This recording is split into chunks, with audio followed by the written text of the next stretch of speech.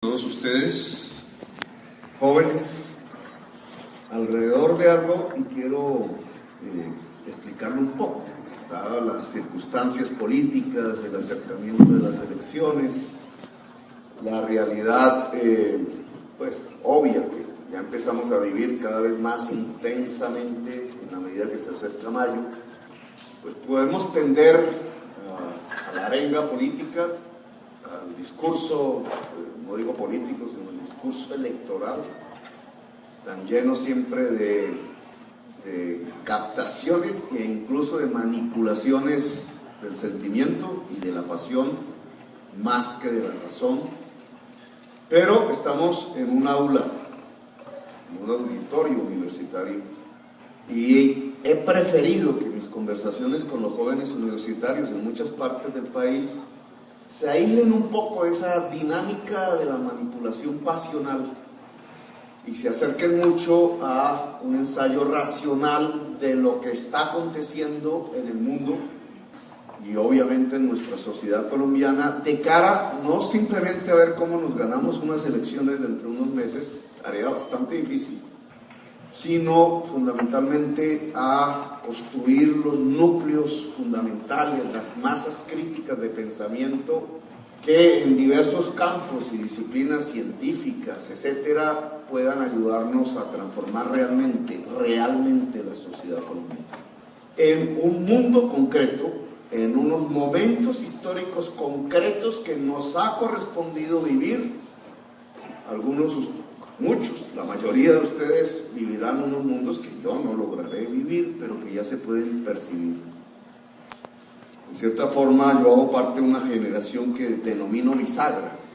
Nace en el siglo XX, vive las intensidades del siglo XX, propias del siglo XX, pero pasamos a otras intensidades y a otras vivencias que son las propias de un nuevo siglo, que aún despunta el siglo XXI. Y que no puede ser interpretado realmente con los prismas, los instrumentos, ni científicos, ni políticos que teníamos en el siglo XX. Y ahí un poco el por qué mi generación ya casi no logra interpretar las nuevas realidades. Pero ayuda, desde la perspectiva que vivimos, a aclarar circunstancias que son dramáticas y que tienen que ser interpretadas también en el siglo XXI. Y este es el intento, así que no los estoy convocando a un discurso pasional, sino a hacer en estos minutos que siguen un ensayo racional para ubicarnos.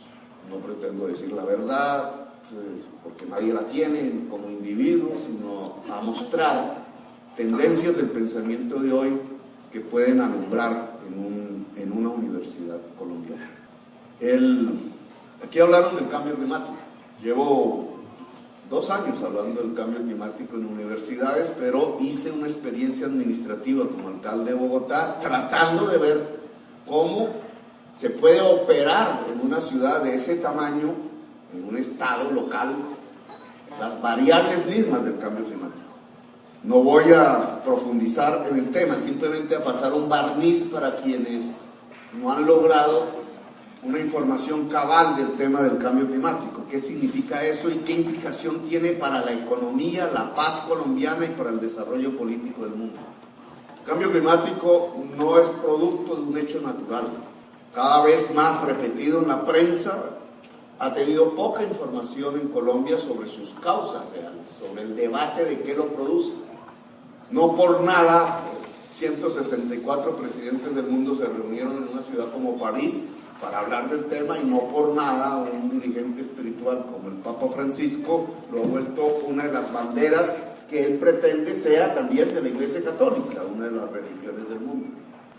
Algo grave debe estar pasando para que desde estos escenarios tan diferentes como la espiritualidad o la política en su máxima expresión, o la ciencia a través de miles de científicos reunidos en algo que Naciones Unidas llama el panel de expertos, miles estén alertas, alarmando y hablando por doquier de que es el principal problema de la humanidad. Y por tanto, si estamos hablando del principal problema de la humanidad, no hablaríamos en que no entre al debate público y político de Colombia alrededor de cómo afrontarlo. El cambio climático es producto del ser humano, en primer lugar, pero no de todos los seres humanos, de una capa de seres humanos dentro de la humanidad. Es producto fundamentalmente de unas maneras de producir humanas, de unas maneras de consumir humanas, de unas tecnologías específicas que ha desarrollado una manera de producir en el mundo. No lo produjeron las civilizaciones asiáticas antiguas, no lo produjo la civilización china ni hindú, no lo produjeron ni los mayas, ni los aztecas, ni los incas, no lo produjo la Edad Media feudal europea, no lo produjeron los pueblos indígenas de toda la América. Lo produce una manera de producir específica en la historia de la humanidad. La manera de producir mercantil, capitalista, que son dos conceptos diferentes. Mercantil capitalista está ligado a una ampliación del capital, se le llama la reproducción ampliada del capital, que lleva a una reproducción ampliadísima de los mercados en la existencia humana individual y en todo el mundo desde el punto de vista geográfico. Una manera de producir con unas tecnologías que usan intensivamente el carbón y el petróleo, que en su transformación, carbón y petróleo, y aquí hay químicos y químicas, nos lo podrán explicar mejor que yo, tienen una molécula fundamental que es la C, carbón por definición, petróleo, CH, pero que son combinaciones de C con hidrógeno, de C solo o de C con oxígeno.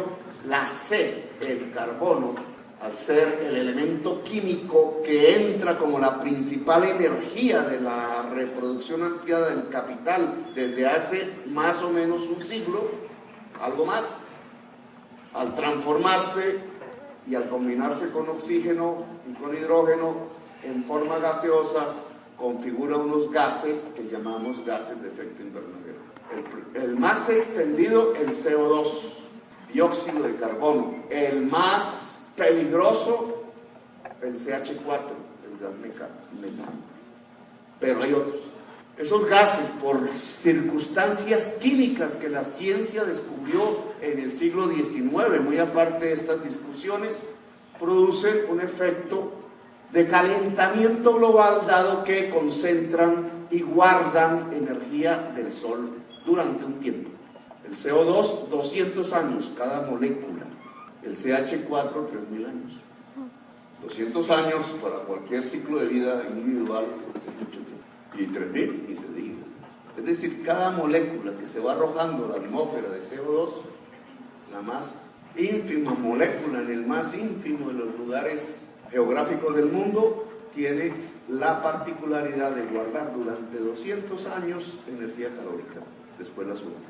Y este es el problema químico, o digámoslo así, el problema científico. Entre más moléculas de esas se esté arrojando a la atmósfera, más calentamiento se va produciendo. Si el capital ampliada en su reproducción, la expansión de los mercados, la expansión del consumo, utiliza intensivamente y cada vez más y de manera más acelerada carbón y petróleo, la maquinaria de la producción y del consumo va arrojando ingentes cantidades de moléculas, medidas ya por los científicos, cada segundo, cada instante de los días que estamos viviendo hacia adelante. Ya lo ha hecho en los 150 años del pasado. En los 150 años del pasado, los usos que nuestros abuelos, no exactamente los colombianos, sino los situados en Estados Unidos y Europa, hicieron de tecnologías intensivas en carbón y después en petróleo, todavía hoy estamos sufriéndolos en términos de aportantes al calentamiento. Pero lo que hicieron nuestros abuelos allá en Europa y en Estados Unidos, no los propios nuestros, los abuelos de la humanidad, allá en Estados Unidos y en Europa, es poco comparado con lo que estamos haciendo nosotros. Nosotros somos la generación que más ha consumido en la historia de la humanidad, de todo. Somos la generación más rica en general de la historia de la humanidad. Lo que consumimos como generación hoy es mucho más que lo que consumieron todas las generaciones anteriores desde el inicio de la historia humana. Es decir, todo esto que entendemos como el modo de vida en que nos hemos desarrollado en estos años, tiene una dinámica tal, obviamente unas culturas tales, unas políticas tales, unas maneras de entendernos o desentendernos tales, unas maneras de producir y consumir que nos ha convertido en la generación consumidora por excelencia de la historia del mundo. Y eso tiene un costo. El costo se llama el cambio climático, entre otros, pero este es el fundamental. Ese calentamiento que producen esas moléculas arrojadas por nuestras tecnologías, producciones y consumos, sumadas y en crecimiento acelerado y exponencial. Las matemáticas alrededor de las funciones exponenciales nos han enseñado que cada segundo hacia adelante es mucho más intensivo en arrojar CO2 que el segundo anterior. Es decir, que en lapsos muy pequeños de tiempo hacia el futuro, en la función exponencial, se pueden lograr niveles que ni todo el tiempo anterior, sumado y acumulado, se habían alcanzado. Es decir, que nosotros en 2 años, así como vamos, podemos arrojar moléculas en una cantidad muchísimo más grande que las que se arrojaron los 150 años pasados. Ese es el movimiento y la función exponencial, lo cual nos da unos tiempos de urgencia. El cambio climático no es un problema de un siglo o de 2 siglos en el futuro, es un problema de ya. Es más, ya es tarde. Cuando uno habla en esos términos de urgencias, obviamente la palabra que entra no es tanto la ciencia, que es la que interpreta estos hechos químicos, sino la política, la acción. Si es ya, hay que actuar ya, y si hay que actuar ya, entonces lo que tenemos que definir es la política. En el mundo, sigo un poco con mi exposición. ¿Por qué el calentamiento global produce un cambio del clima? ¿Y qué son las consecuencias de ese cambio del clima? Drástico, porque al calentarse 1 grado, simplemente 1, en promedio, la temperatura de toda la superficie terráquea. 2, lo que nos parecería a nosotros insustancial, incluso no seríamos tan sensibles a un cambio de 1 grado o de 2 grados. En promedio, en toda la superficie terráquea, sucede algo que es, y que lo pueden ustedes comprobar incluso en este auditorio, cambia el ciclo del agua.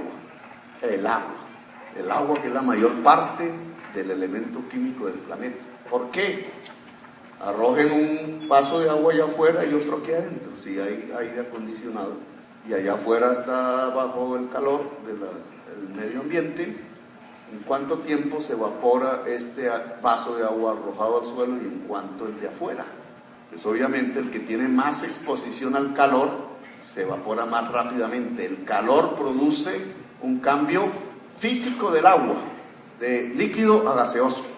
Si ustedes, en lugar de hacer el ensayo con un vaso de agua, lo piensan en términos, esto incluso es la física, la termodinámica, ¿no? Resulta que los economistas nunca estudiaron la termodinámica. Solo unos muy pocos que nunca se estudian en las universidades. Uno de esos, para quienes son economistas aquí, precursor, se llama un rumano, Nicolás Georgescu Royer. La termodinámica en la física nos enseña que hay una muerte térmica del universo. Es decir, que el calor se disipa. En términos macro temporales del universo, al final habrá un frío total, eterno y universal. Mientras tanto, hay un movimiento de calor que se va disipando. Esa es la termodinámica. La energía no se crea, no se destruye, se mantiene, pero la energía se enfría, se degrada. Es la segunda ley de la termodinámica. Eso que produce el calor sobre el agua es termodinámica en física. Pero si ustedes lo observan como un proceso económico, no solamente físico, entonces encontrarán que el simple calentamiento de la atmósfera en 1 o 2 grados centígrados te produce unos cambios físicos del agua en cantidades que son las cantidades globales que tenemos de agua en el planeta, no simplemente un vaso de agua. Es decir, masas grandísimas de agua líquida se evaporan rápidamente, más rápidamente que antes. Masas heladas, congeladas, sólidas de agua se derriten más rápidamente que nunca antes. Masas cada vez más grandes de gases, de vapor de agua en la atmósfera, al encontrar las cordilleras o cambios de clima, de temperatura, se desgajan. Y entonces eso es lo que se llama el cambio climático, entre otras cosas. Ese es el cambio climático. El cambio del ciclo del agua, pero en cantidades enormes debido a lo que nos parecería un simple incremento de 1, 2, 3, 4 grados. Pasar de 1 a 4 grados depende de cuántas moléculas con capacidad de guardar energía solar arrojamos. Y pasar de 1 a 2 o 3 o 4 grados matemáticamente se puede expresar en grandes cantidades, cada vez más grandes, si el crecimiento de la temperatura es mayor, de cambios drásticos del ciclo del agua, sea como derretimientos, sea como evaporamientos, o sea como condensación de los evaporamientos. En cada región eso tiene unas características diferentes, que son los efectos de esto que llamamos el cambio climático. El más famoso, conocido, yo creo que por la mayoría, es que si el hielo se derrite, se eleva el nivel del mar por el derretimiento de los polos. Ese es el caso más conocido. Como es un incremento paulatino, lento y que puede durar un siglo en crecer 1 metro, en este momento tal es la situación que ya se está pensando que para el 2050 puede crecer 1 metro, pues todos nosotros hacemos unos análisis, ¿no? Pero aquí en Armenia ese no es un problema. Podemos pensar, bueno, pero Cartagena, Tumaco, Buenaventura, los caseríos que quedan al borde del mar, no, sino que se corran un poquito hacia 1 metro más arriba y más o menos aguantan 50 años, un siglo. Ya ese pensamiento nos debería llamar la atención, porque en Buenaventura, Tumaco y los barrios pobres de Cartagena, correrse 1 métrico hacia arriba implica toda una política de hábitat y de inversión de recursos públicos completamente diferente a la que se está haciendo en este momento. Implica que la mayor parte de la gente pobre, que es la mayoría de estas ciudades, Tumaco, Buenaventura, Cartagena, está viviendo precisamente en áreas que están por debajo de ese metro que crecería el mar. Y además, en el caso de Cartagena, al otro lado del barrio hay ciénagas, que en épocas de lluvia crecen también. Por lado y lado, los barrios pobres están arrinconados. Y ahí en Cartagena, por ejemplo, son 26.000 familias.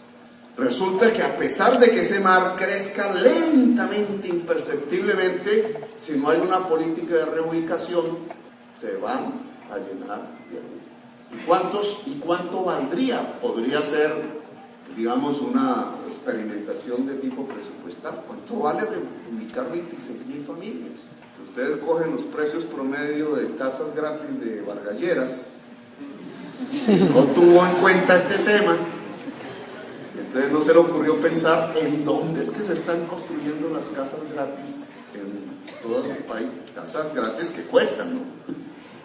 Entonces, si cogemos ese promedio, 40 millones de pesos, por 26.000 casas en Cartagena, ¿cuánto da, profesor? 26.000 millones, fácil.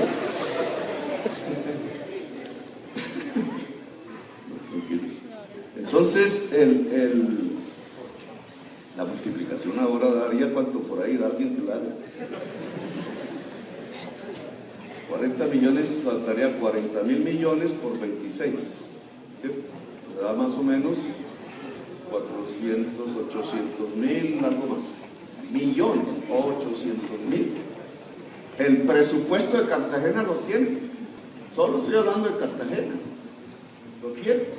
Seguro que no. Hay un presupuesto en la nación, claro, puede ser también paulatino, pero existe. Nos estamos preparando para el cambio climático que nosotros no hemos producido, entre comillas, y ahora hablamos un poco más de eso. ¿Cuánto te dio?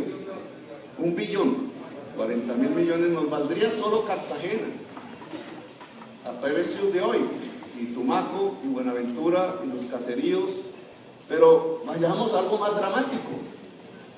Si Armenia tiene una fuente de agua que yo estuve viendo hace poco, son 2 ríos, hay 2 regiones hidrográficas, y al fondo hay una tercera. ¿De dónde nacen los ríos de los cuales tomamos agua potable? Aquí en Armenia, de la parte alta, ¿cierto? De las cordilleras en las que ya estamos, en la cordillera central, de páramos, como en el caso de Bogotá, páramos, que es todo el agua de Bogotá sale de páramos y casquetes de hielo, ¿cierto? Y entonces hagamos una exploración. ¿Qué pasa con el casquete de hielo? Se derrite. Ya lo estamos viendo. Cualquiera que haga fotos de 10, 20 años de distancia sabe que el casquete de hielo de los nevados, que llamábamos los nevados en el Tolima, pues se acabaron al norte de Ibagué. Se acaban. Entonces, si ahí había una fuente de agua, esa se acabó, o se está acabando, para no ser... y se va a acabar.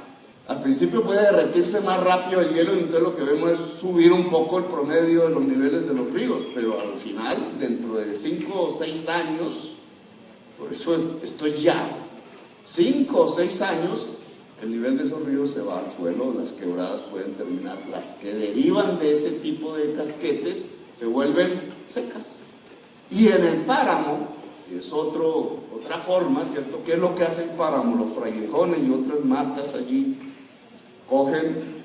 pasa la nube en la altura, cogen un pedazo de la humedad que hay en la nube, el agua, y tienen la virtud de volver la gota líquida, y eso va hacia las quebradas, los ríos, y le da el agua a toda Bogotá, y buena parte, supongo, de Armenia, y de muchas ciudades de los Andes colombianos. ¿Y el frailejón cuánta temperatura aguanta? ¿Está hecha la investigación universitaria? Sí, está hecha. Lo que se ha sabido de los páramos es que si el mundo crece a 1 grado, que ya lo hizo, el páramo crece 2, que está arriba, ¿cierto? Expuesta a la mayor radiación solar que las tierras que están abajo. Si el mundo crece 2 grados, los páramos crecen 4. Y si el mundo crece 4 grados en promedio su temperatura, los páramos crecen 8. Igual pasa en los polos. Por eso los efectos inmediatos que estamos ya observando es derretimiento de los polos y muerte de los frailejones. Y si los frailejones mueren, entonces ¿quién capta el agua de las nubes? Las nubes pasan. Luego de las primeras consecuencias que ustedes podrían observar es que el agua potable de regiones enteras que alimenta a millones de personas en muchas regiones del mundo, en este caso hemos hablado de los páramos y los casquetes de nuestras tierras, puede disminuir sustancialmente. No porque se acabe el agua del mundo, sino simplemente porque sus ciclos han variado. El agua que se evapora de ríos, el río Nilo va a perder el 60%, al lado del río Nilo hay 80 millones de habitantes. El mar va a subir por el derretimiento de los polos. Pusimos el caso de Cartagena, pero si ustedes ponen un caso mundial, Bangladesh, donde viven 100 millones de personas, no 300.000, y están en una depresión y cae el delta del río Ganges, están 100 millones entre una depresión, si el mar aumenta, ¿qué pasa con el agua? Se mete en la depresión, 100 millones de personas bajo agua permanente. No es una simple inundación que se puede resolver después, no, bajo agua permanente. ¿Para dónde van las 100 millones de personas? Se tienen que ir de ahí. ¿Y hacia dónde? Hacia la India, y la India va a admitir 100 millones de personas. Las escalas del drama del cambio climático no son de miles, son de millones, y ya están sucediendo. Si los ríos se desecan al sur del Sahara y el desierto aumenta hacia el sur de África, los pueblos afros que viven en esa región se quedan sin agua. Y son millones. Y los pueblos árabes que están en el desierto, pues quedan con menos agua. Y son centenares de millones. ¿Qué hacen? Guerrean entre ellos. Cruzan el Mediterráneo en masa, se ahogan por miles en el mar Mediterráneo y después será por decenas de miles. ¿Y los europeos blancos qué hacen? Ponen campos de concentración, elevan alambradas, tratan de impedir la entrada a la fuerza. La política se derechiza. Cualquier político puede decir: yo voy a impedir que entren los árabes en este país, Francia. Coge votos. Cualquier político norteamericano, estadounidense puede decir: yo defiendo aquí la supremacía blanca de los obreros y no nos van a quitar los puestos de trabajo. Los mexicanos y toda esa indianidad que viene sobre nosotros pasando el río Bravo. Y saca votos y gana las elecciones. Y entonces lo que ustedes empiezan a percibir no es simplemente un cambio químico en la atmósfera, como los científicos nos enseñan. No es simplemente que cambia el ciclo del agua. No es simplemente que eso tiene unos efectos en mayores aguaceros cada vez más grandes en determinados territorios, como pasó en Mocoa, o de derretimientos de hielo, o sequías mucho más intensas, o desertizaciones de espacios muy grandes del territorio en el mundo, sino que eso trae un cambio político, que en las primeras de cambio se está midiendo en términos de derechización, traslados hacia las barbaries, de nuevo, campos de concentración, exterminios de pueblos, invasiones, bombardeos masivos, la creación de innumerables bandas de pillaje armadas bajo rótulos religiosos o chauvinistas que están masacrando poblaciones, sociedades nómadas. La política actual del cambio climático tiende hacia la barbarie política. Y ese es el mundo de hoy. Pero como un reloj, cada segundo produciendo hacia el futuro elementos químicos, físicos, políticos y sociales cada vez más intensos, poderosos y dramáticos. Y en medio de eso nuestro país quiere hacer la paz. En ese contexto, nuestro país está en su propia encrucijada. Entre nuestras montañas estamos decidiendo si aumentará la violencia, un nuevo conflicto, como ha sido nuestra historia republicana, cesar una guerra para empezar una nueva. Llevamos 2 siglos en esas, con diferentes formas. O, por primera vez en nuestra historia republicana, de 2 siglos, una era de paz. Es decir, décadas hacia adelante, en donde podamos convivir, a pesar de nuestras diferencias, sin matarnos. Esa es la definición de Mayo, electoral incluso. Esa es la encrucijada colombiana. En eso es que nos estamos, digamos, malgastando o buengastando los sesos, las energías, las discusiones familiares, callejeras. De alguna manera, el siempre mayoritario espacio, me importa un comino, va siendo permeado, porque al final de lo que se decida, todos vamos a ser o beneficiarios o víctimas, cualquiera que sea el camino que escoja la sociedad colombiana. Pero en medio de este contexto mundial que, dada nuestra pertinencia a aislarnos del mundo que tenemos, los colombianos, con una tradición histórica, pues olvidamos y no discutimos y no analizamos en qué mundo vivimos. Pues veamos, este es el cambio climático. Veamos qué está pasando en este mundo. Otra vez vayámonos de las fronteras colombianas sobre las posibles soluciones. Veamos a qué le está apostando la humanidad en sus diversos aspectos y en su complejísima diversidad, bueno, ¿y cuál es la salida? Que es una discusión también, pero tiene unas prácticas, hay cosas que están apareciendo. Si el mundo viejo, ligado al carbón y al petróleo, literalmente nos está matando, va a matar el 60% de las especies animales terrestres en cuestión de 2 décadas. Puede matar todas las especies animales en el mar. 2 décadas en el mar. 2 décadas por simples calentamientos. ¿Qué es lo que está haciendo la humanidad o qué es lo que está apareciendo en la sociedad humana tratando de defender la vida? Porque al final esta es una lucha, como siempre, entre la vida y la muerte.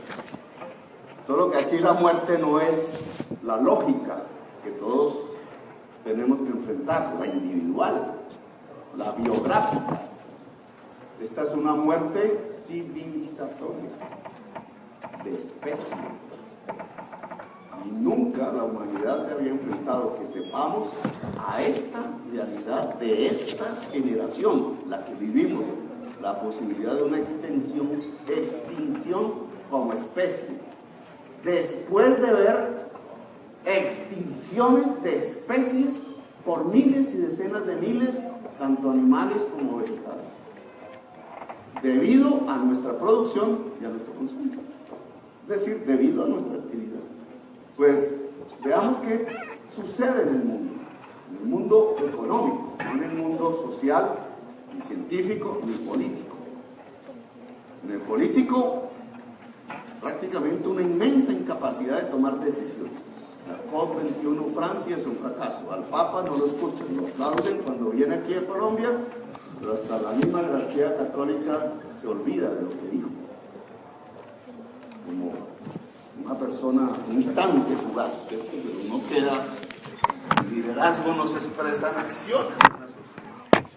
Los científicos no son escuchados. Hay hasta políticos como Trump que dicen, eso es un cuento chino, de los chinos para ganarse el mercado mundial, no crean en eso.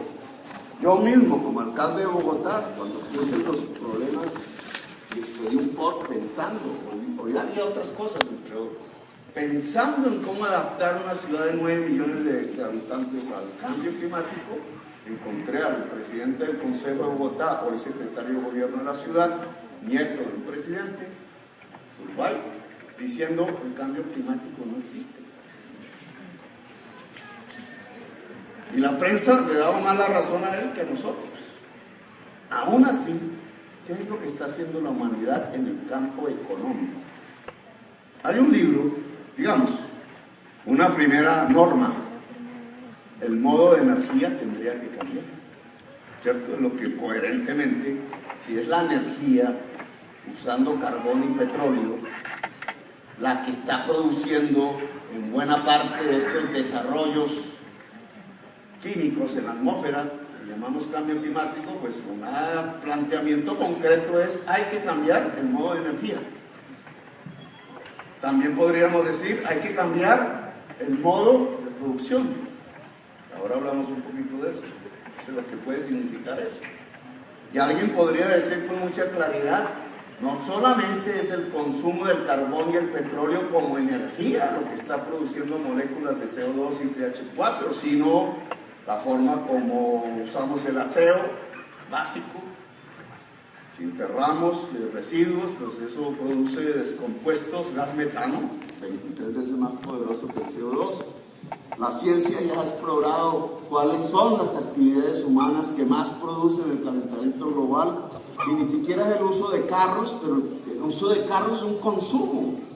No solamente es la producción del carro, es el consumo del carro, de la moto. Cada vez que se prende un motor de combustión, una vez puse esto en un trino y la prensa se me burló, cada vez que prendemos un motor de combustión estamos produciendo el cambio climático. Una infinitésima parte, pero súmelo por 1.000 millones de carros todos los días. La la ciencia ha descubierto que ni siquiera eso es el mayor productor del cambio climático. El mayor productor del cambio climático ha resultado que está en la agricultura, no en la industria. Y que está ligada a una actividad de la agricultura que es el ganado, el consumo de carne y de leche. La forma como se está, primero porque la vaca y el toro tienen una biología que produce gas metano, 23 veces más poderoso. Es decir, una vaquita nos está produciendo más gas metano todos los días que un carro. Pero como crecemos la población ganadera, en términos de su producción de carne y leche, las formas como en la economía moderna se está produciendo la carne sobrepasan muchísimo más lo que el mismo animal produce en términos de gases de efecto invernadero, porque se tienen que utilizar grandes extensiones de tierra con uso intensivo del carbón y del petróleo para producir soya que se lleva en tractomulas, en buques, hacia sitios donde el ganado crece prácticamente quieto, como una especie de fábrica de carne. Y una vez ese ganado se sacrifica allí mismo, crece, nace, se desarrolla y muere allí mismo, su carne tiene que ser otra vez transportada en tractomulas usando petróleo, y pasa a barcos usando petróleo, y pasa a frigoríficos usando petróleo, y pasa a fábricas donde se vuelve salchichón o hamburguesa o McDonald's usando petróleo, y el señor para irse a comer la carne en el McDonald's usa su carro usando petróleo. Y cuando ustedes hacen en esa cadena que llamamos de producción de carne mundial todo el cálculo de cuántas moléculas, pues resulta que es la rama de consumo y producción más responsable de emisión de CO2 de toda la economía. Esto es como para la cultura general. Pero digamos, el planteamiento nuevo entonces nos va hablando, insinuando, sin leer a Marx, sin ser de izquierda, sin tener conocimientos de la economía política, sin hablar de la renta de Ricardo, ni las grandes discusiones sobre la contradicción entre relaciones sociales de producción y fuerzas productivas del siglo XX, sin plantearse si el socialismo consiste en la estatización de los medios de producción, como planteó la izquierda en todo el siglo XX, sin plantearse si es cierto que la libertad de mercados lleva al paraíso terrestre, como planteó el neoliberalismo que actualmente vivimos. Una serie de reflexiones nos van enseñando, nos van mostrando que si queremos realmente sobrevivir como especie, tenemos que cambiar el modo de energía, el modo de consumo y el modo de producción. Y aquí los problemas y las oportunidades. El modo de energía, pues de energías, carbón y petróleo, termos, etcétera, grandes generadoras eléctricas usando petróleo y carbón. Tenemos que pasar a lo que se llama energías limpias. Relativamente fácil. ¿Cuáles son las energías limpias? Las que no expiden CO2, no calientan el planeta. ¿Cuáles son esas? Relativamente el agua, expertos los colombianos en eso, si no son grandes hidroeléctricas, o si la forma de embalsar, ingenieros hidráulicos, no es tan rápida que las masas vegetales inundadas no se descompongan produciendo gas metano. Temas de ingeniería. Pero digamos, el agua es uno de los factores de energías limpias si se sabe usar. El sol, el viento, agua, sol y viento. Mire esa simpleza. Lo que podría salvar la especie humana es el uso de energías alrededor del agua, del sol y del viento, y de la energía que está en el centro de la Tierra, que es una sobrevivencia del sol dentro de nuestra corteza terrestre. Tecnologías maduras ya hay al respecto, ya la ingeniería, la ciencia ha mostrado caminos. que se están practicando en este momento. Uno famoso, y a mí me interesa reforzarlo, la solar. ¿Por qué nos interesa la energía solar? Porque si ustedes miran un planeta de estos, un mapa mundi, y se ponen en donde está Colombia, y recorren el mismo, ese es el, ¿cómo es que se llama? No es el meridiano que va de arriba abajo, sino que es la zona tórrida, ¿cierto? Zona tórrida, la línea del Ecuador, nosotros estamos, y miran cuántos países están alrededor de la línea del Ecuador, encuentran que no son muchos.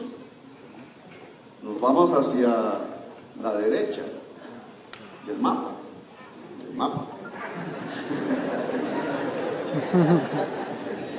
Podrán ustedes percibir que en estos relatos ya izquierda y derecha poco importa. Pero tienes Venezuela, ¿cierto? El norte tienes Ecuador, tienes algo del Perú al norte, tienes Brasil, el norte del Brasil, y sale ya al mar. Llanas al mar. Y al mar llegas al África. Pero en esa zona tórrida, en el África, está unos países, el Congo, otros países, y vuelves a salir al mar Índico. Ya no encuentras más países hasta llegar al sur de Asia.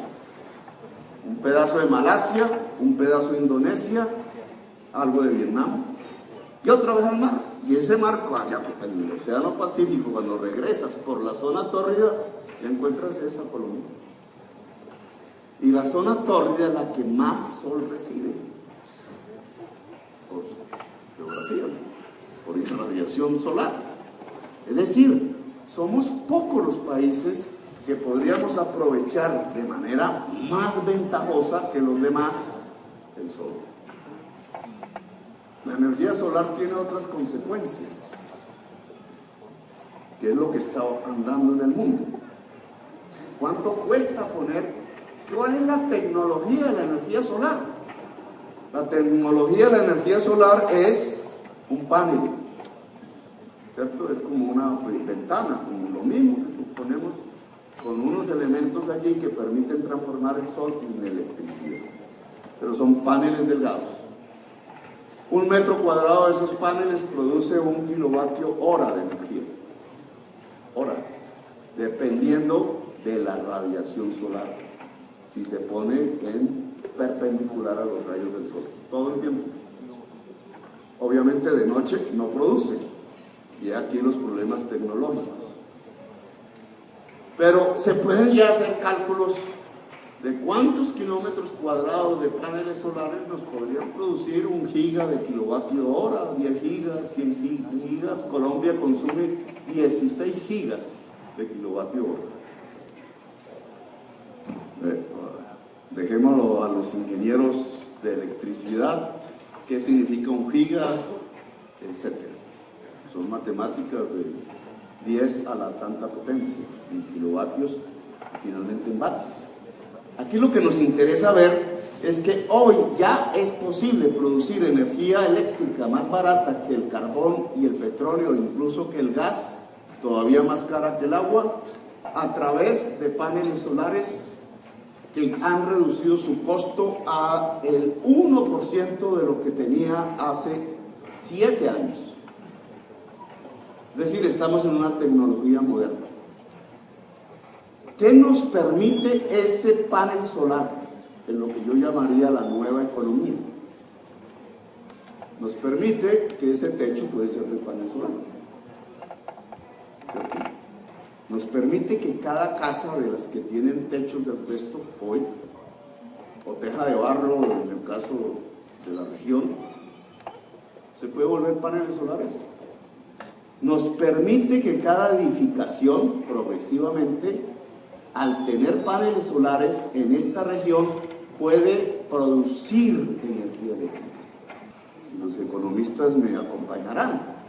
Si miles, decenas de miles, centenares de miles, millones de casas y edificios públicos, privados, hogares, nuestros hogares, empiezan a generar energía eléctrica limpia utilizando el sol, ¿qué pasa con el precio de la energía eléctrica? Economistas, ¿qué pasaría? Baja. Y si la oferta sube, el precio baja.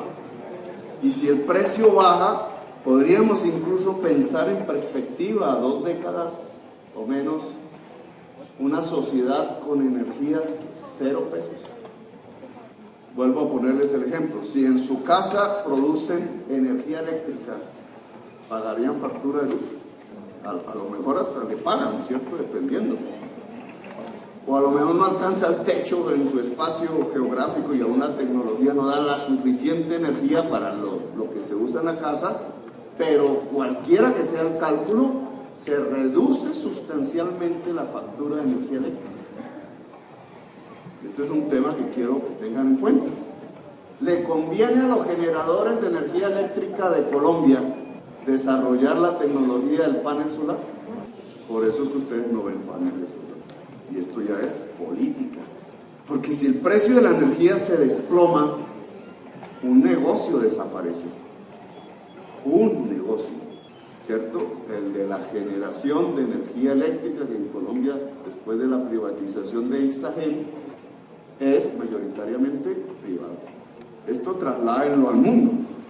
Y entonces iremos comprendiendo la gravedad de las tensiones políticas, el juego de intereses que empieza a navegar por las aguas de la política mundial y de la toma de decisiones.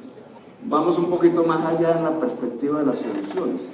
Bueno, digamos que sí, un programa puede garantizar progresivamente, con ayuda del Estado, que los hogares empiecen a cambiar techos por paneles solares. Si Vargas Lleras tuvo 9 millones de pesos, bueno, sí, algo así, de pesos para hacer casas gratis, ¿por qué no podemos tener un programa de cambiar techos por paneles solares? Creo que sale más barato. Es más, los hogares, dependiendo de su capacidad de pago, pueden ayudar porque hay un cálculo. ¿Cuánto me vale poner? ¿Cuánto me ahorro de energía? Y hay un cálculo, hay un equilibrio. Si el Estado, si hay un ligero desequilibrio y el Estado ayuda, pues se vuelve rentable. Cada hogar lo empieza a hacer y se vuelve un movimiento que llamamos rizomático. La filosofía postmoderna trajo ese término que tiene que ver como el crecimiento del pasto. Rizomático no es estatal, no es de grandes empresas privadas, sino que es un crecimiento así como cuando compramos los celulares. Se vuelve una inmensa red de celulares ligados entre sí, incluso a escala global, pero ningún Estado lo propuso, ningún Estado es dueño de eso. Fue la misma sociedad que fue cada uno individualmente buscando una solución de comunicación a través de los teléfonos celulares.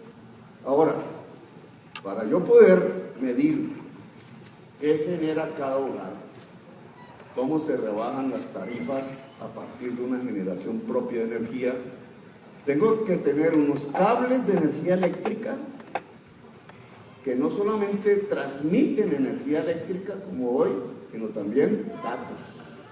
De hecho, cada casa nuestra tiene un contador que mide datos, pero solo de entrada, es decir, cuánto vamos a pagar. Pero no están diseñados para medir cuánto sacamos.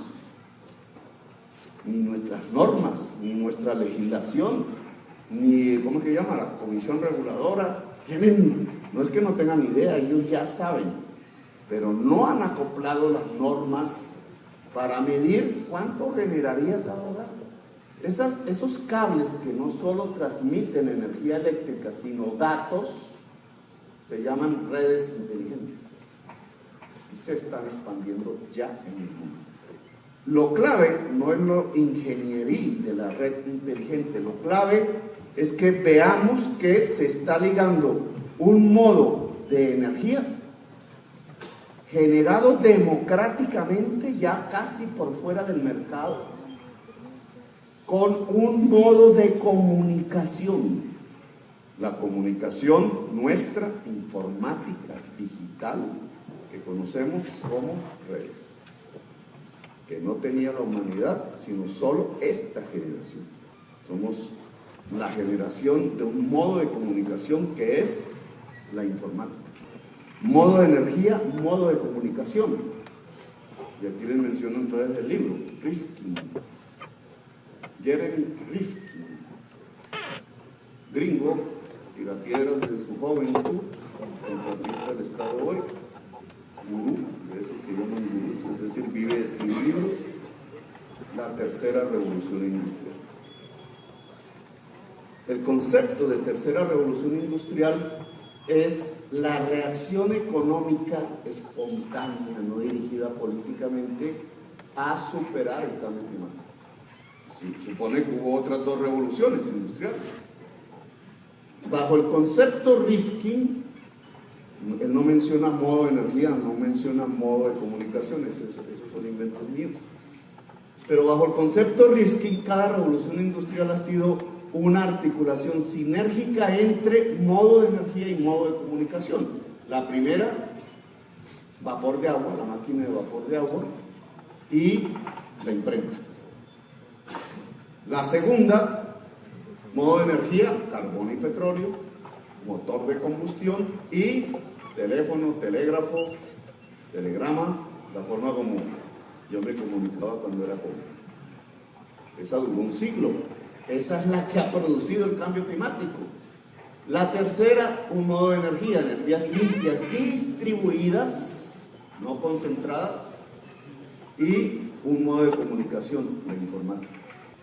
Veamos un poco las consecuencias de hacer una articulación sinérgica entre modo de energía y modo de comunicación en el siglo XXI, tratando de superar el cambio climático y, por tanto, tratando de que nuestra especie humana no se extinga.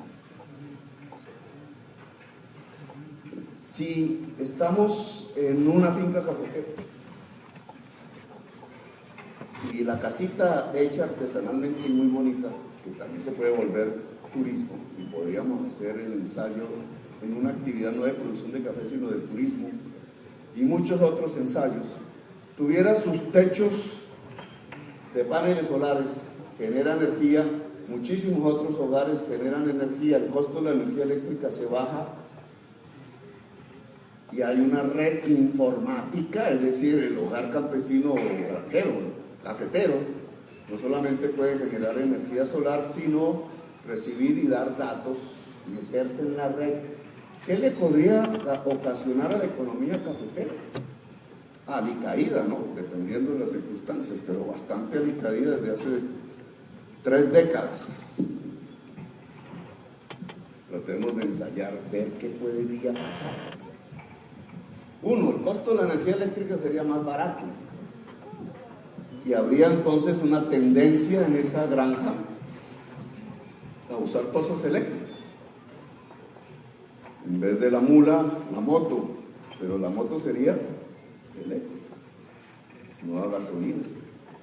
Si hay un poco más de ingresos, un jeep, pero ahí los jeeps clásicos perderían el año. Cambios, el motor, a menos que alguien, que siempre lo habrá algún colombiano por ahí, que se invente meterle al jeep clásico un motor eléctrico.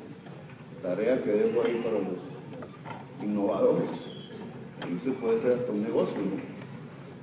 Porque la gasolina saldría más cara que la electricidad y sería un cambio concreto.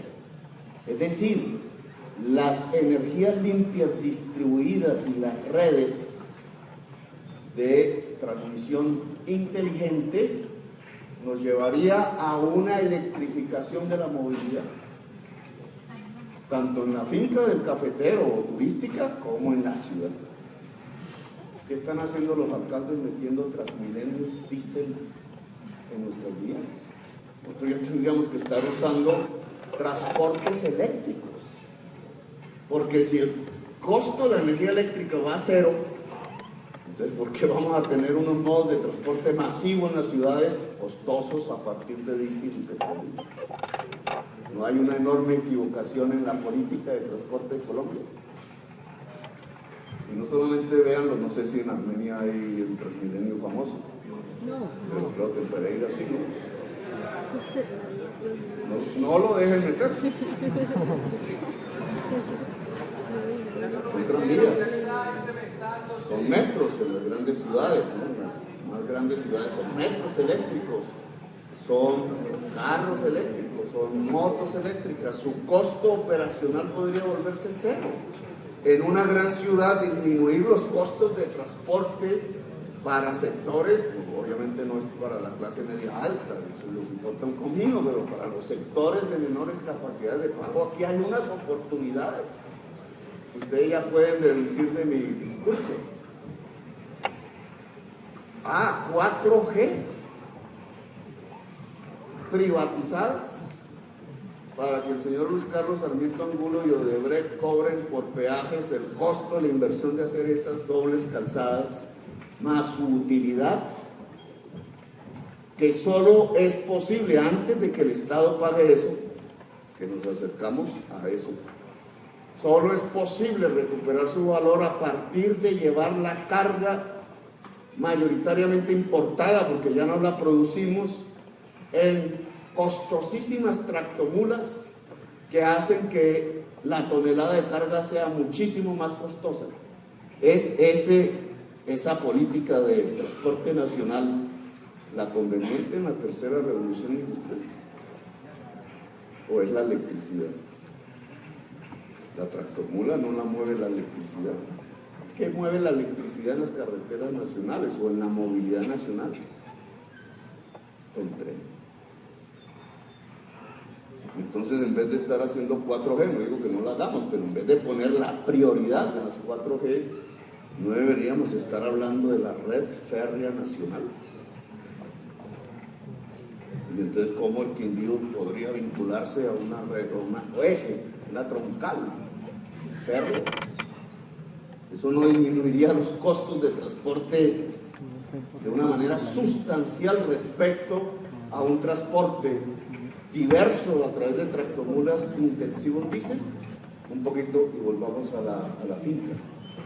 Y si el campesino, hoy campesino o granjero, cafetero, no solamente ya tiene una reducción de su costo de energía, no solamente adquiere instrumentos tecnológicos eléctricos que le saldrían más baratos para su movilidad o para la producción, sino que su esencia es las matas de café y lo que sale de ahí es el café. ¿Cómo esa actividad podría ser transformada por la revolución industrial que estamos viviendo? Pensemos, cambio climático. ¿La mata de café va a resistir el cambio climático? ¿Sabe esta universidad, a través de sus profesores y estudiantes, grandes investigadores, si la mata de café va a resistir el cambio climático? ¿Hay alguna respuesta? Yo sí pregunté al vicerrector y hice hacer una búsqueda. Y sí, empezó las preliminares de una investigación, no en la universidad, sino en CENICAFE, por la Federación de Cafeteros, para empezar a averiguar si las matas de café, las especies que sembramos nosotros aquí, pueden resistirlo. ¿Por qué la investigación?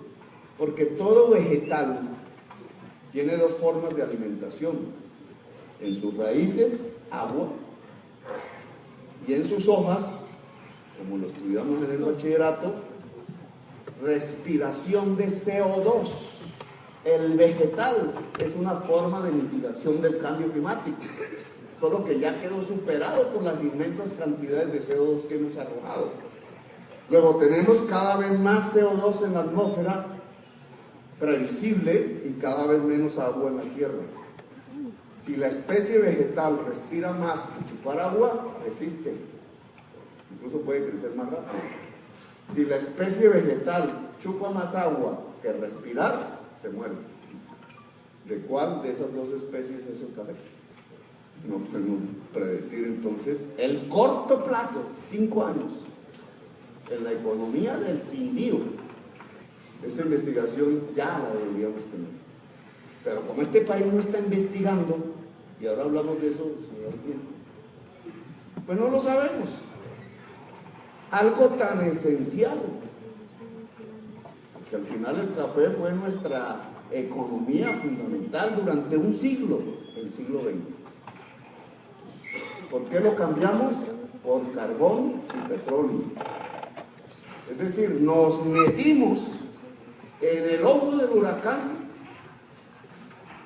de precisamente lo que está produciendo el cambio climático y de lo que el mundo se tiene que escapar. Mire esa inteligencia. Nos quedamos igualiticos a Maduro, no por inteligencia, sino por realidades. Una sociedad allá, al otro lado de la frontera, que desde hace no sé cuánto, como un siglo, en vez de vivir como nosotros del café, viven del petróleo durante ese siglo. Pero nosotros nos volvimos en los últimos 30 años, a partir del gobierno de Pastrana, los 8 de Uribe y los 8 de Santos, ya son 20 años, nos volvimos exportadores fundamentales de carbón y petróleo. Ese es nuestro modelo económico actual. Pues ustedes ya pueden contextualizar si el modelo económico al que la élite política actual, tal cual, 20 últimos años, o sea, prácticamente la vida de todos ustedes, nos ha conducido, que es a exportar carbón y petróleo, es válida. ¿Tiene futuro? No tiene ningún futuro, porque la demanda del petróleo y del carbón, so pena de morir como especie, se tiene que derrumbar a cero en el corto y mediano plazo. ¿Qué dicen nuestros políticos actuales alrededor del tema? Vargas Lleras y Uribe, sus movimientos, sus jefaturas, el gobierno actual, ¿qué dicen al respecto de esto? De cambio climático no he escuchado a Uribe decir ni pío. Eso no está en los tres huevitos. O ustedes sí, puedo equivocarme y de pronto el hombre sí ha hecho algo, pero yo que sepa, no sé ustedes si lo han. No están los tres huevitos.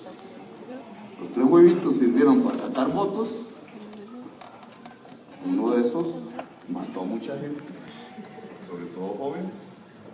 Pero por este tema, que es el principal problema de la humanidad, yo no escuché nada. Y Vargas Lleras ha hablado del tema. Y proponen en la práctica, sin hablar del tema, no es que lo desconozcan, que no les conviene, porque lo que están proponiendo es sacar los cunchos de petróleo. Como ya las reservas se agotan, en 5 años se acaban, hay un método que se inventaron los norteamericanos en Utah, que es echar chorros a presión cada 50 pies de un pozo hacia abajo, túneles transversales, y en todos esos túneles agua a presión en masa que choca con las piedras del pozo y le saca los cunchos del petróleo, porque rompe la piedra por la fuerza de la presión del agua. El fracking. Ese fracking en español se llama fractura, ¿cierto? Fraccionamiento. Fraccionar piedras a punta de agua y sacarle los residuos del petróleo que están ahí impregnados. Y sale petróleo, es decir, no se nos acaban las reservas en 5 años, se nos acaban en 10. Pero hemos usado ingentes cantidades de agua allí de donde se saca el petróleo. Piedemonte Llanero, Magdalena Medio, nuestras tierras fértiles. El agua de nuestras tierras fértiles, que quedaría mezclada con residuos del petróleo, para poder sacar rápidamente lo poco que ya nos queda del petróleo. ¿Para qué? Para traer rentas, ¿cierto? Rentas menores que las que ya hemos tenido. El petróleo bajará su precio cada vez más, y nuestra clase política, eso que llaman una clase empresarial, que es básicamente contratistas del Estado, no inventores, no innovadores, no trabajan por cuenta propia, si hay un contrato del Estado se vuelven ricos, viven de la renta del petróleo. Las rentas del petróleo generan el pillaje. Queremos luchar contra la corrupción, hay que cambiar la base económica. No están las normas, no están si prohíbo, no están si el político saca la declaración de renta pública. La corrupción no se pone en la declaración de renta. No está en sí logro llevarlo a la cárcel. Yo duré una década llevando políticos a la cárcel. Me quieren muchísimo. Pusieron a la mujer, a los hijos, a los nietos, al amante, la amante. Y los votos, como son comprados, pues se heredan fácilmente. Y siguen con el poder. No están a cortar la política con normas. Ustedes no, están a cambiar la base económica. Si lo que es quitarle el queso al ratón. Si el dinero del modelo económico que tenemos es dinero fácil, rentas traídas del mundo vía coca, vía carbón, vía petróleo, el carbón y el petróleo más venenosos que la coca, porque producen el cambio climático que puede matar muchísimo más que la coca, en términos, digamos, vitales, puede acabar la especie humana. Y no solamente los humanos, toda la vida del planeta. Entonces, nosotros estamos exportando los venenos del planeta. Y es sano en una sociedad convertirnos en los grandes exportadores articulados al mundo, es a partir de los venenos del planeta. Pues claro, generan esos venenos rentas, dinero fácil, y sobre el dinero fácil, el pillaje armado. ¿Cómo se sostiene ISIS? O a eso, con el nombre que le quieran poner, en el Medio Oriente, y logra matar gente por todos lados del mundo a bombazo limpio. ¿Cómo? Tienen control sobre el petróleo. Y eso les puede dar décadas. ¿Por qué los gringos no han podido acabar con ISIS? El primero era Al-Qaeda, ¿cierto? Son nombres que van cambiando, pero ese escenario del Medio Oriente es el que podríamos tener aquí. ¿Cuál es el escenario del medio ambiente? Estados colapsados, no existen. Sociedades nómadas se van por millones. Siria alcanzó el desplazamiento de Colombia, el de Colombia, pero en eso somos campeones mundiales. Sociedades nómadas, ¿y quién controla? Unas bandas con discursos diferentes, religiosos, bandas de pillaje, que es lo que está buscando ISIS, controlar petróleo. El petróleo le da armas y enriquece a sus jefes y paga mercenarios. ¿Por qué hay franceses en ISIS? ¿O por qué hay alemanes en ISIS? ¿Por qué podría haber colombianos en ISIS? Somos musulmanes, ¿no? Algunos pocos. El problema no está en la religión, porque pagan. Es plata del petróleo pagando mercenarios armados. Por eso pueden mantener una guerra en Siria durante años, o en Libia. Occidente buscando el petróleo, bombardeando, acabando esos estados que eran las repúblicas árabes. No acabó las monarquías árabes, acabó las repúblicas árabes, es decir, el intento árabe de construir modernidad y democracia. Intento equivocado, ¿no? Pero era el que tenían. Eso fue lo que acabó la aplastó. Y en reemplazo de esas repúblicas que hay, zonas inmensas de pillaje de asesinos en masa. ¿De qué viven? Del petróleo. Aquí tenemos algo parecido con otro tipo de discursos, con otras culturas, alrededor de la coca. Se puede mantener una fuerza armada durante décadas peleando si hay coca. Y si la coca es ilegal y es un negocio, no la hoja, la cocaína. Pero el petróleo también puede hacer lo mismo. Si se desploma el Estado venezolano, ¿qué cree que va a pasar? La democracia, como dice RCN. Las bandas de pillaje ya que están listos varios para capturar cosas de petróleo, y esa riqueza del petróleo generaría guerras y violencias perpetuas como las que nosotros hemos vivido. O sea, un espacio como el Medio Oriente se podría ubicar en América Latina si nos descuidamos, porque es la otra corriente. Mientras aquí he hablado de las transformaciones en positivo, hay otra corriente humana, la negativa, la barbarie. El mundo del cambio climático es una tensión entre una revolución democrática a escala global que empieza por la economía y la barbarie que nos lleva al año 1933 que vivieron los europeos, pero está la global. Vuelvo a la economía, que es de lo que se trata. ¿Podrán ustedes entender, bajo este contexto, que el camino colombiano, que fuerzas políticas colombianas quieren liderar hacia permanecer en la economía del petróleo y el carbón, no tiene futuro? Es un suicidio, está agónico. Permanecer ahí es suicidarnos como sociedad. Ese camino nos puede llevar no a una era de paz, sino a un nuevo renacer en términos más bárbaros de la violencia que estamos dejando. Y esas facciones políticas lo están proponiendo explícitamente. Hacer trizas, lo que se llama aquí, mal llamado proceso de paz. Mal llamado, simplemente la terminación de una guerra. La paz es otra cosa. Guerras hemos terminado por decenas en Colombia, en la historia. ¿Sabes qué? Le quitaron a los jóvenes el estudio de la historia colombiana en los colegios. Por algo será. Pero si leemos nuestra historia, por decenas hemos acabado guerras. Y hemos tenido decenas de guerras en 2 siglos. Quizás esta la más larga. Pero todos los que estudian la historia sabemos que acabar una guerra ha sido el comienzo de otra.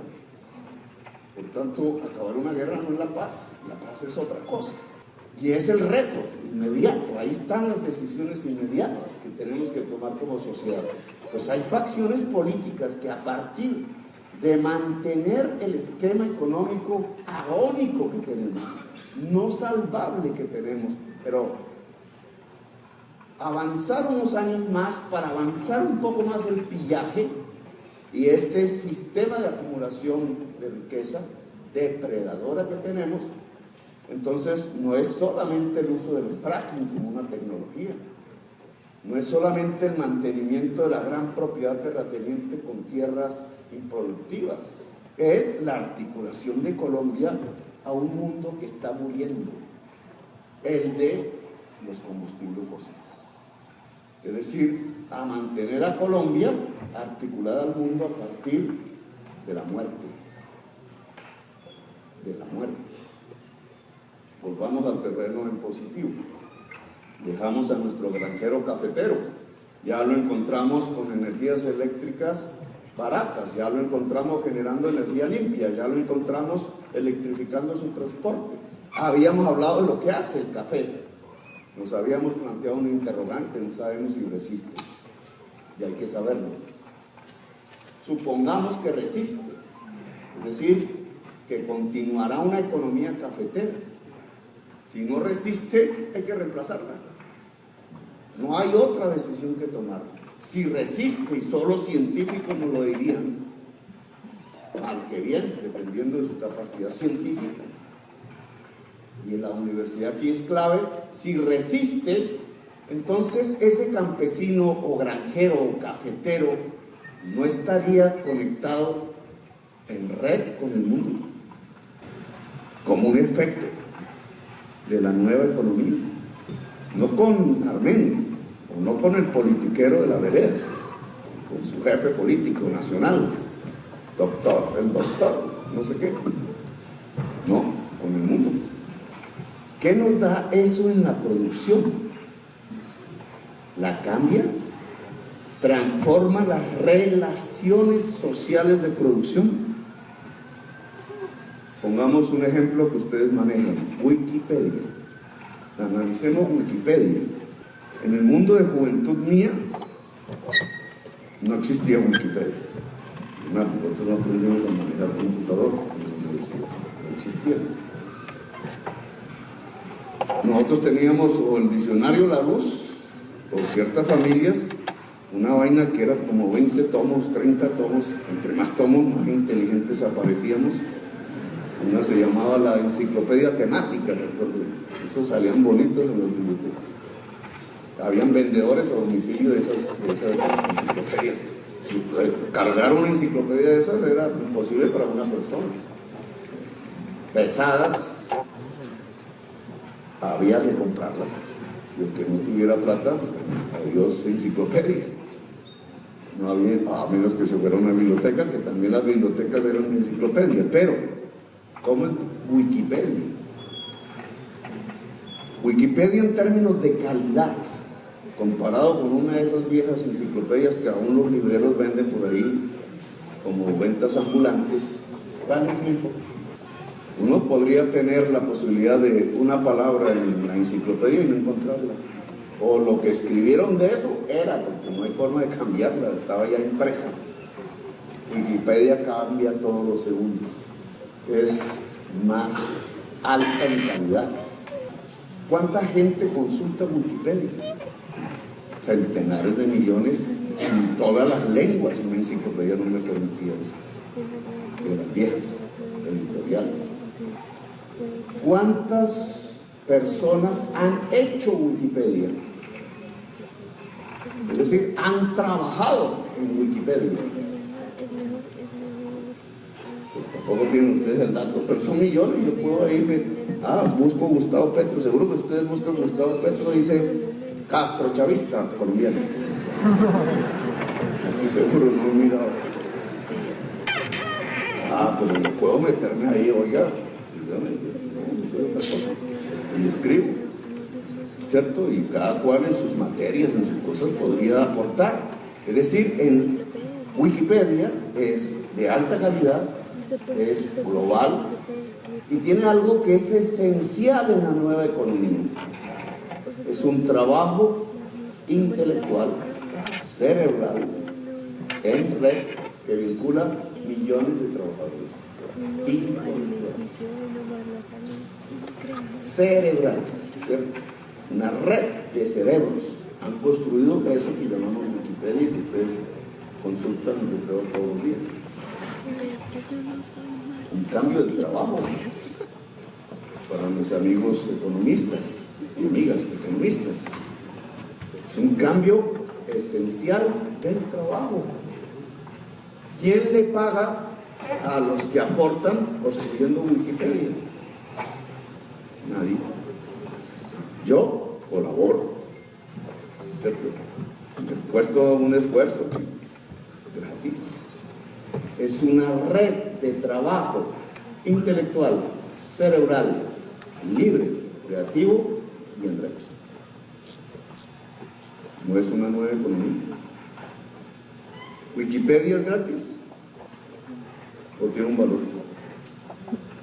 Es gratis. La mayor enciclopedia del mundo, la mayor concentración de saberes de la historia de la humanidad desde que nacimos como especie a la fecha, no es una mercancía.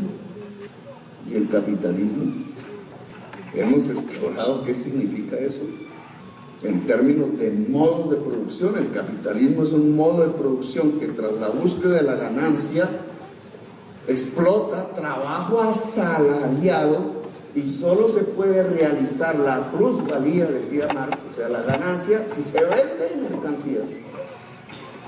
Ese es el capitalismo, modo de producción capitalista. Oiga, ¿y Wikipedia qué tiene que ver ahí? Ni trabajo asalariado, ni mercancía, ni ganancias.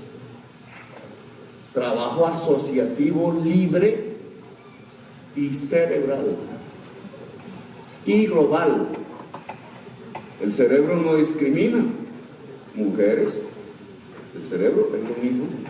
Mujeres, hombres, tendencias sexuales, culturales, étnicas, pieles, colores de piel, religiones, política, el cerebro es el mismo. Estamos ante un trabajo que por primera vez no discrimina, que es multicolor en su forma, que es global y que tiene un principio, saber intensivo, no músculo. No es un trabajo muscular como el del siglo XX, es un trabajo cerebral en el siglo XXI. Pregunta, si ese ejemplo de Wikipedia, que ustedes pueden investigar más cosas parecidas a Wikipedia, creciendo hoy en el mundo, que Rifkin llama trabajo colaborativo, lo aplicamos al campesino productor de café, que ya tiene energía eléctrica, transporte eléctrico y red ¿Qué pasaría con la forma de producir café y con la forma de vender café si el café resiste el cambio climático? Es un tema que aquí no podemos definir. Trabajo colaborativo, es decir, no es un granjero, son redes de granjeros, cafeteros, colaborando en producir un café que ya no es desde el punto de vista capitalista como hacen los brasileños y vietnamitas, grandes extensiones con trabajo asalariado, sino que fíjese usted la ventaja probable que tendríamos, es café artesanal. O sea, que se vende por su calidad, y el primer elemento de la calidad es que su producción no emita CO2. Es decir, cero carbón, que no lo he escuchado en la prensa del Quindío.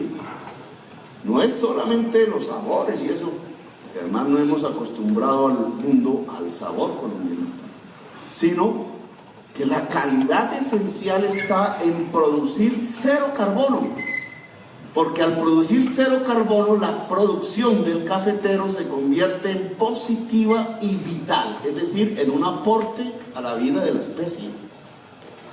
Y el mundo de consumidores, que hemos hablado poco de los cambios de los modos de consumo, el mundo de los consumidores, miles de millones de personas en el globo terráqueo, también en red, es decir, con la posibilidad de comunicarse con ese campesino o grupo de campesinos, lo que estaría buscando es consumos cero carbono para poder vivir.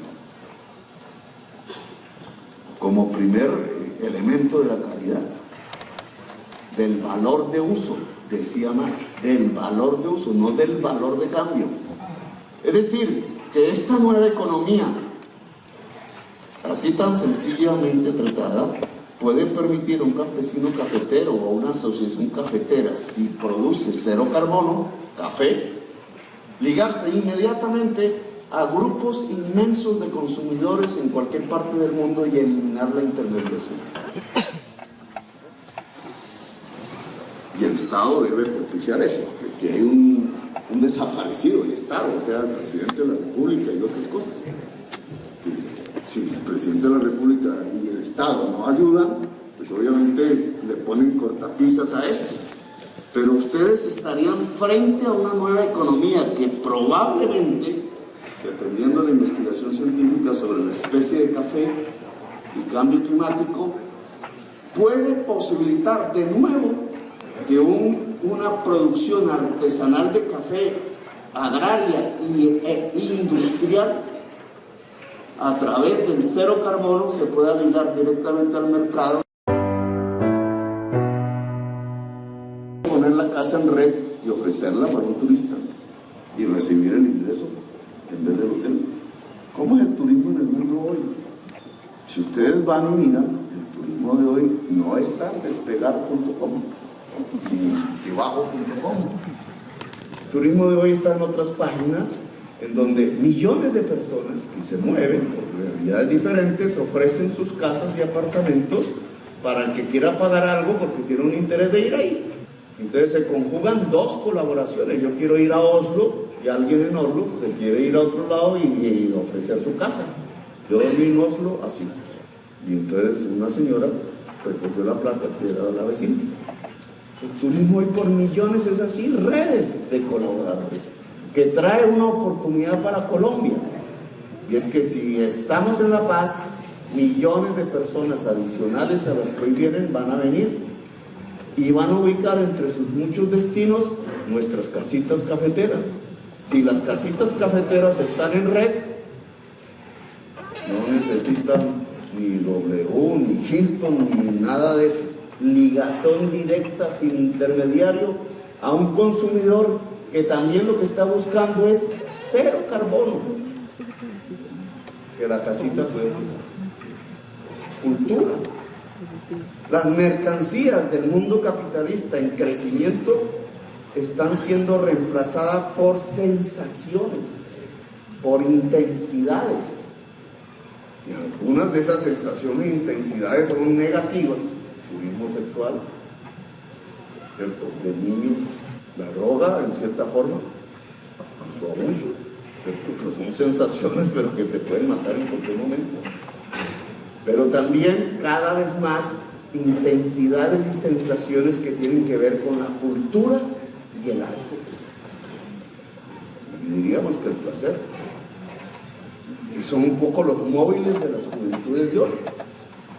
Pero se va extendiendo como formas culturales propias de una nueva mentalidad, de una nueva subjetividad. Claro, las sociedades del siglo XXI, para evadir el cambio climático, tienen que cambiar consumo, modo de consumo, cambiando mercancías intensivas en CO2 por sensaciones, intensidades, placer, cultura, arte y experiencia. Es otro mundo. En perspectiva es un mundo más viejo, porque envejecemos, con menos hijos, no podemos tener muchos, al estilo paisa, no podemos ser.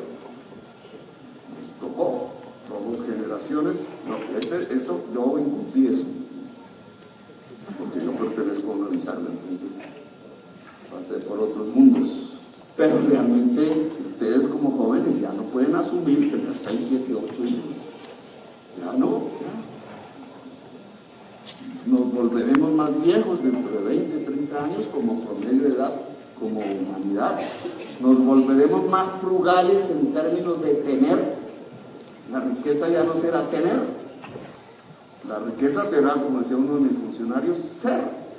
Entre tener y ser hay un cambio en modo de consumo. Frugales, más viejos, más sabios. Porque el trabajo creador y libre es cerebro, músculo.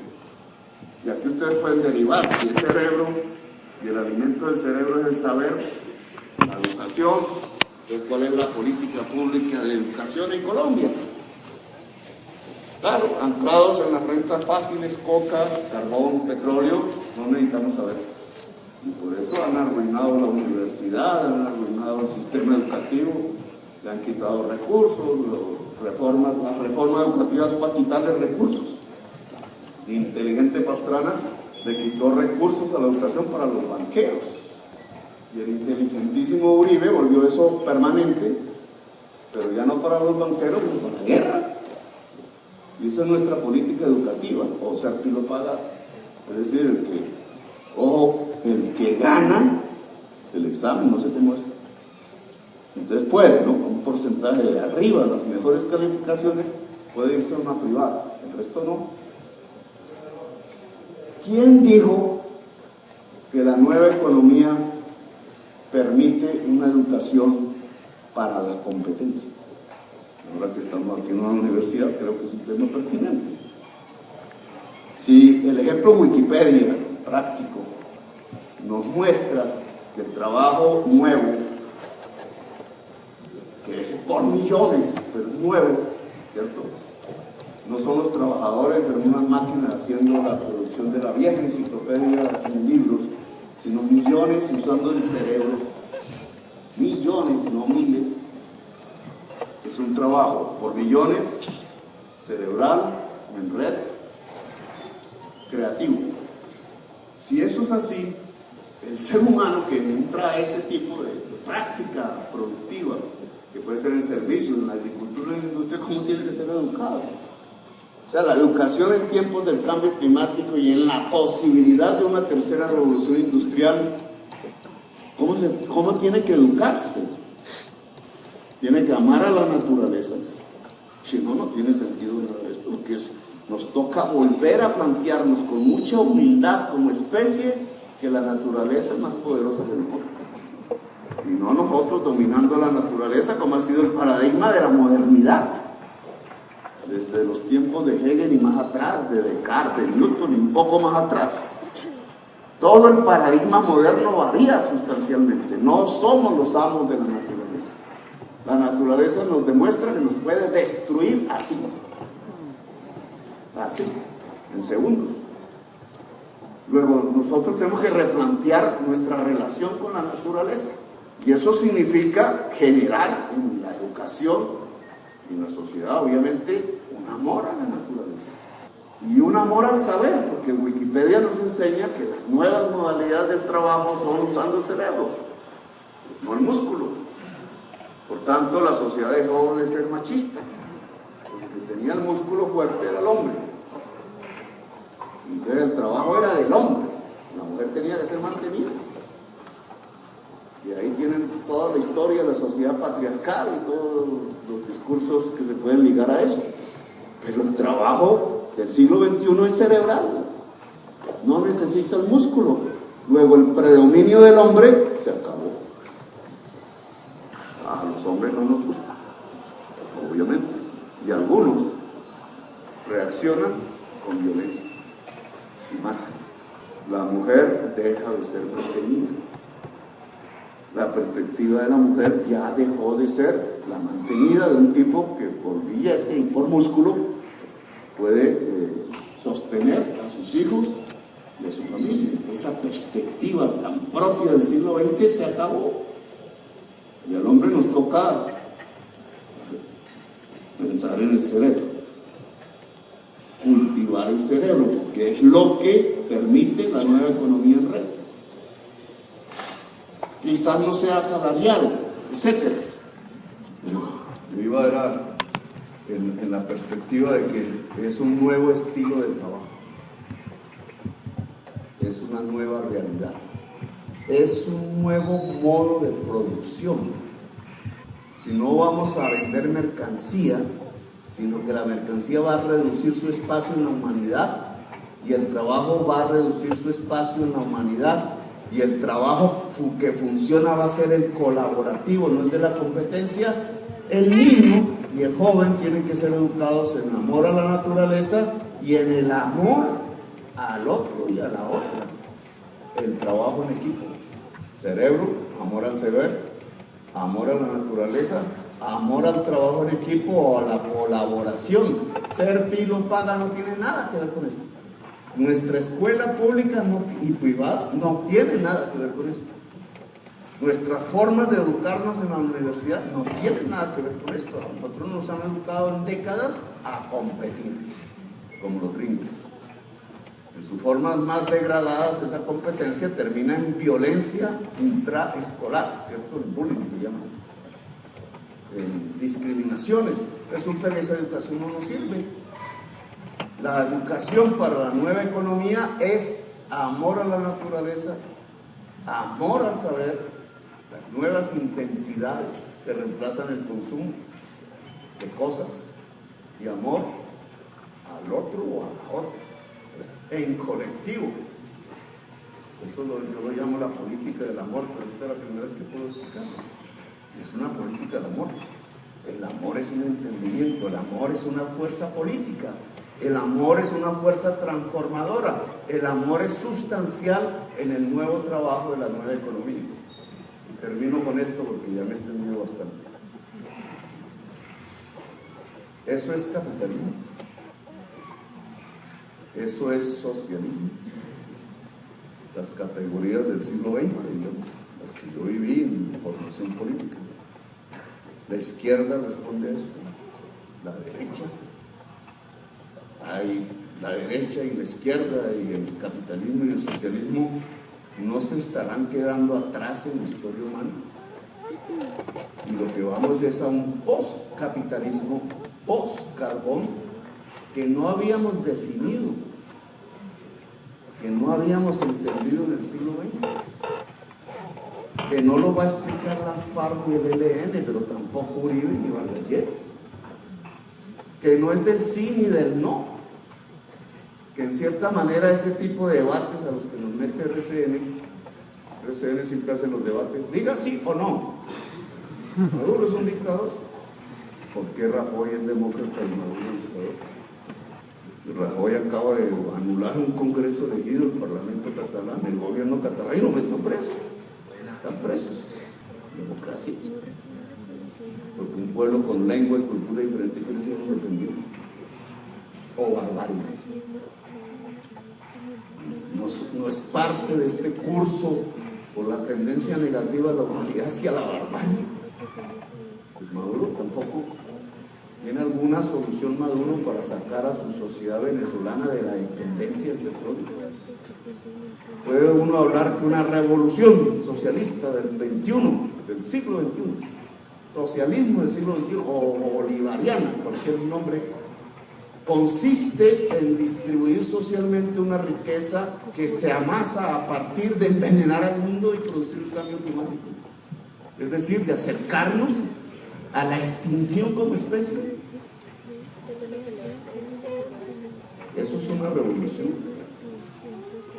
Los progresismos latinoamericanos ligados a exportar gas, Bolivia, a exportar carbón, debería ser Colombia, pero no, el progresismo no ha llegado al gobierno en Colombia, o a exportar petróleo, Brasil, México, Venezuela, Ecuador. Son revoluciones, pues son estertores de un modelo agónico, y las fuerzas nuevas están en otro lado, y nos estamos equivocando. No podríamos llamar a la nueva economía socialismo al estilo de la definición del siglo XX, propiedad estatal de los medios de producción, porque el cerebro no es del Estado. Y no se inventaron la tecnología de quitarnos los cerebros, de pronto una película de esas, quitarnos los cerebros, ponerlos en red y que sean propiedad del Estado, y nosotros quedamos como zombies de esos de... No, los cerebros son nuestros. El principal medio de producción es individual y en red, pero no es estatal, ni tampoco privado. El saber no es privado, es en red, es colectivo.